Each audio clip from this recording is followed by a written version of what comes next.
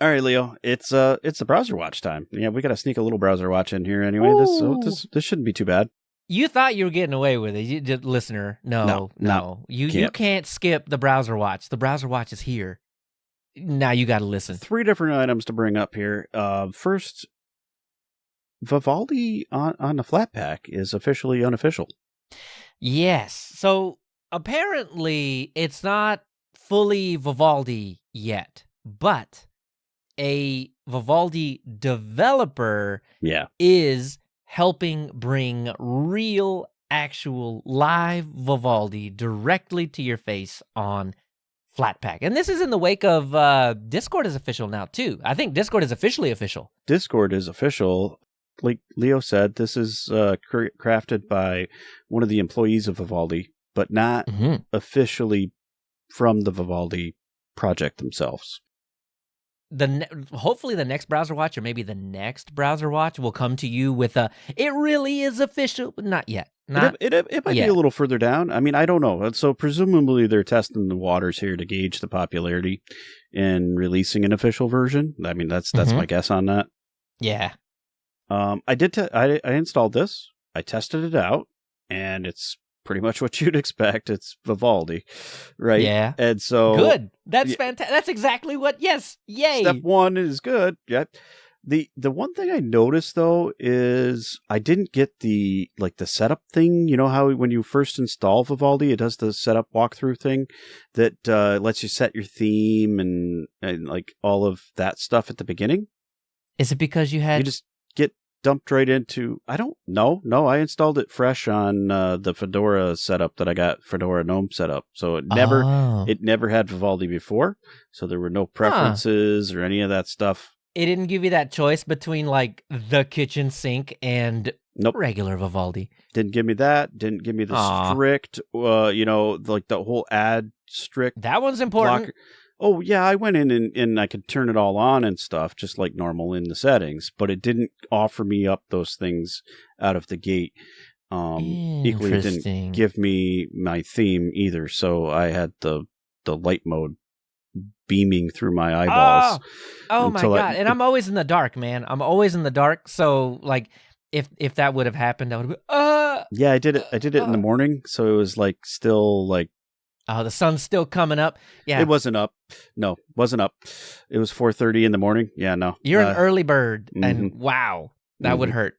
Yep. So no, but like you can go in there and set all your settings just like you normally do. Good. And I did. I dialed it up to the strict settings with the ad blocker, and as you should. The built-in ad blocker, like I do like uBlock Origin, right? I use that on Firefox and most everywhere else. As you should. Yeah, but I will say the built-in ad blocker isn't bad. It's a pretty good happy medium. If you had nothing else installed and you just wanted to run the bare browser, you turn that up and it protects you. It really does. It keeps a lot of that pop-up stuff from hitting you in the face. Here's the question. Mm-hmm. Does it work on YouTube? I didn't test that, and I'm curious. Okay. I am curious. I just in my gut, I feel like it wouldn't. Because YouTube's getting real aggressive. It doesn't, so like it's not like uBlock, where uBlock kind of looks at what is sending, inspects the code, if you will. Whereas it's more DNS based, like you'd get from your DNS based stuff. Okay. So quite likely not. But it really does help, and especially if that was all you had, I think better than nothing. It is better than nothing.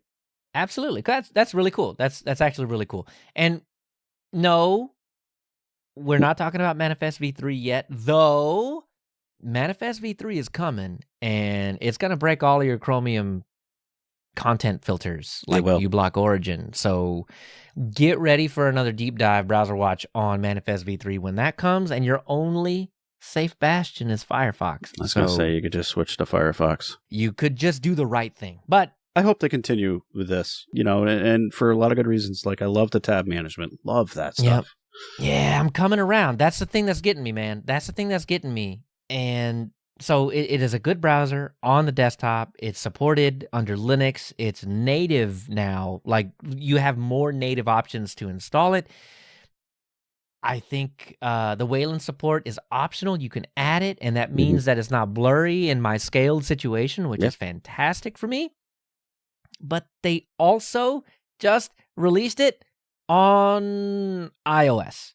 Yeah, so this is something that I asked you if you had installed, because I don't have an iOS device. Sure did.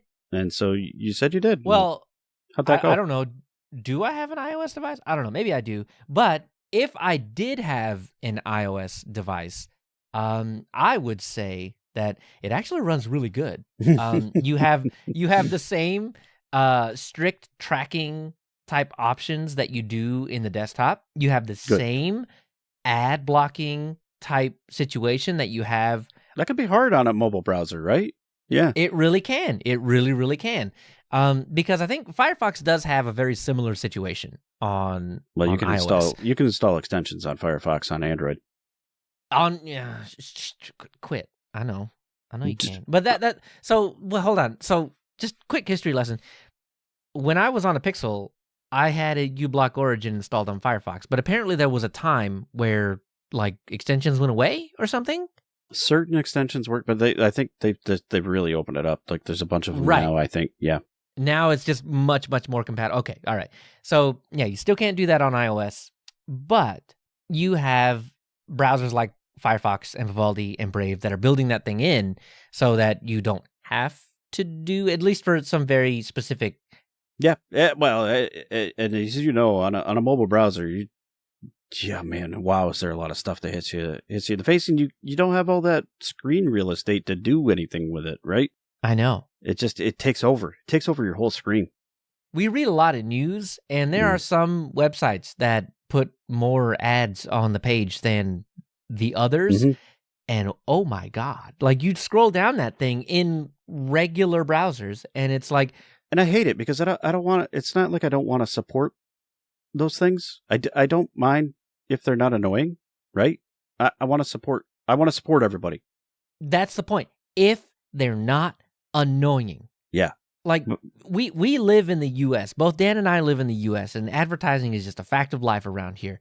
But yeah. If they're not annoying, it's fine. Right. Yeah.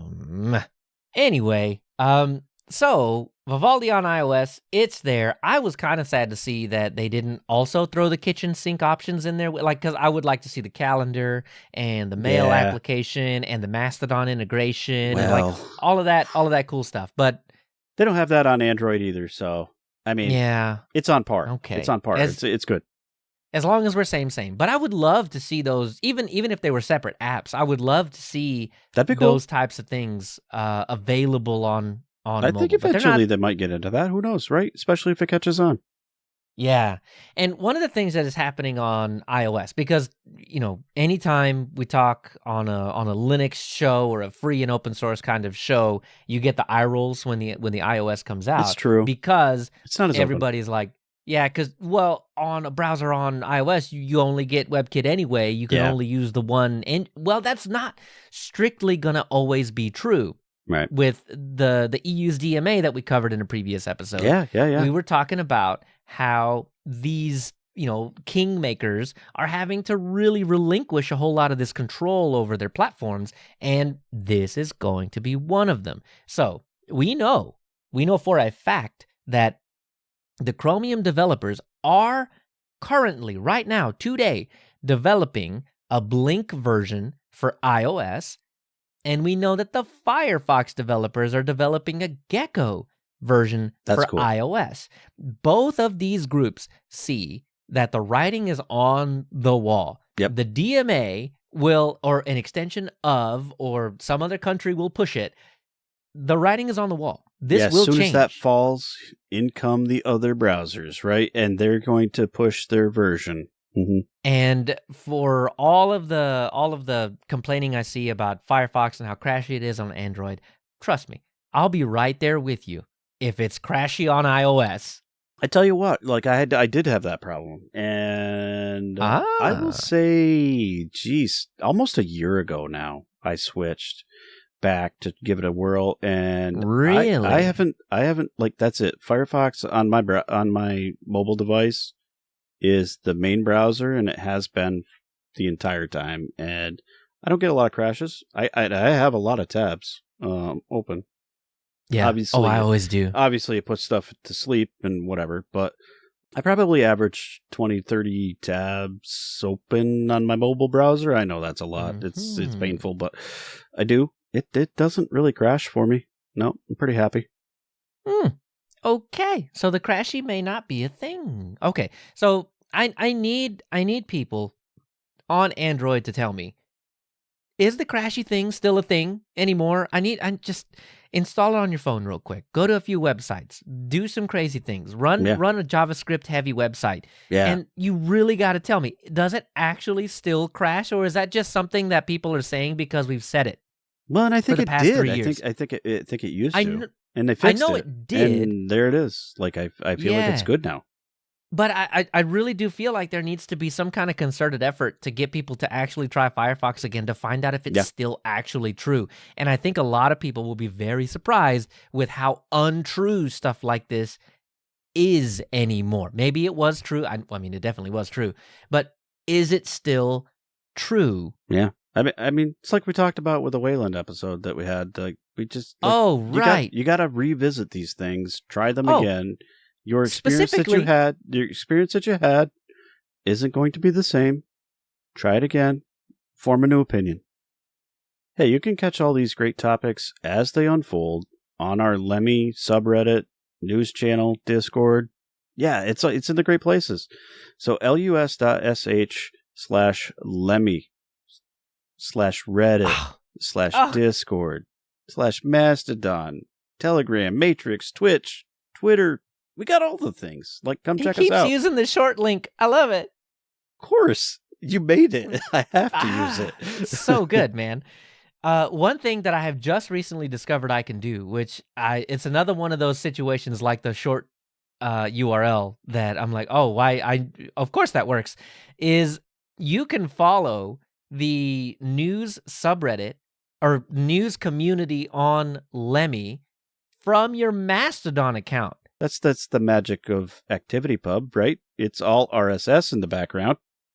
I love me some Federer. And it's one of those things that it should have occurred to me because there were quite obviously people responding to comments from Mastodon. Yeah, Mastodon, Pleroma, like all of those things, right? Any of those, things. Yeah, absolutely.